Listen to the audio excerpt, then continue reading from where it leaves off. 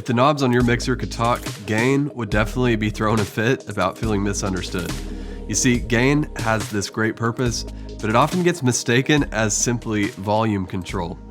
Now, the purpose of gain is to normalize the amount of signal coming from the device that's plugged into the mixer.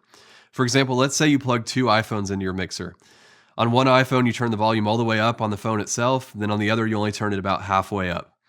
Now, the goal with gain is to get everything operating at the same level within your mixer. So in this example, the iPhone that was only turned halfway up would need more gain so that it can match the other iPhone. Now, it'd be nice if all the instruments and vocals sent out the same level of signal, but they don't and they never will, which is exactly why gain exists. Now, to help this sink in, I want you to imagine that the cable that connects an instrument to the mixer is a water hose. And then right where you plug that cable into your mixer is a valve, kind of like a water faucet.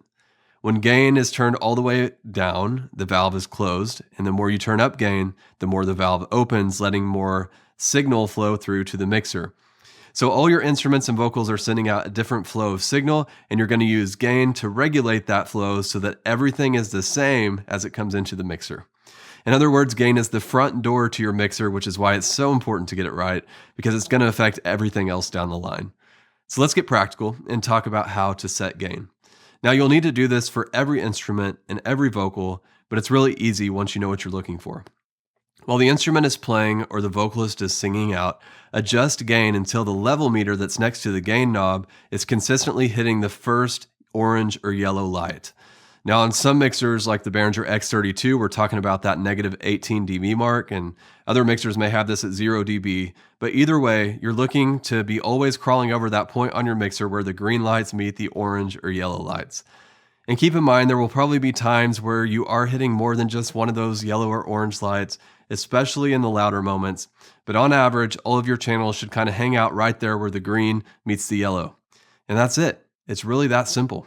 Do it a few times and it's going to become second nature. Now keep in mind, when setting gain, it doesn't matter where the fader is for that channel. And you can even set gain while the channel is muted because both the fader and the mute button don't affect gain. Now finally, make it a habit to set gain at the beginning of every rehearsal. It's not something that you can just set once and then never look at it again because things change. And remember, gain is not volume control. It's the front door to your mixer, and the goal is to use gain to get everything operating at the same level before it comes into the mixer. It may seem small, but getting gain right is a giant leap forward to creating a great mix.